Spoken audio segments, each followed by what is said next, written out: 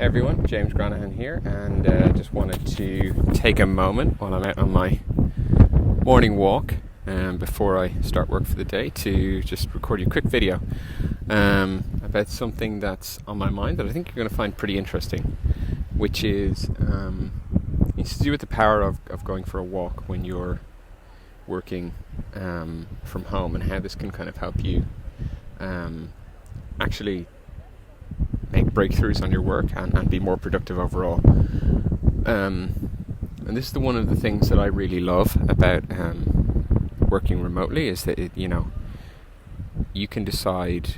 when you're going to do the work, and so if you feel that you need to get out, you need to mix things up, you need a bit of fresh air, you can go and do that, and actually it's often really helpful,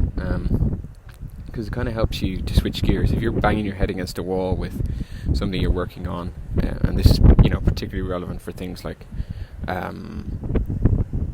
writing, for example. If you do a lot of writing, sometimes you need a bit of space away from the work in order to kind of figure out the way forward and make a breakthrough, and going out for a walk allows you to do that. And this is actually, interestingly enough, this is backed up by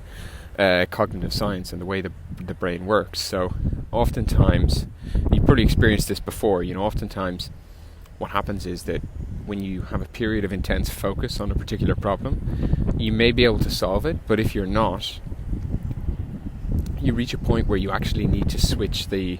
mode of thinking in your brain, because your brain has these two different modes of thinking. So when you're in this kind of focus mode, sometimes you need to then follow it up by actually going out and letting go of the problem and go for a walk, do some exercise, do something creative, and what you'll find is that actually the solution kind of just pops up and appears, and that's because your brain actually is working on the problem all the time, but once you let go of it, you kind of allow it the freedom to find a solution without pressure. So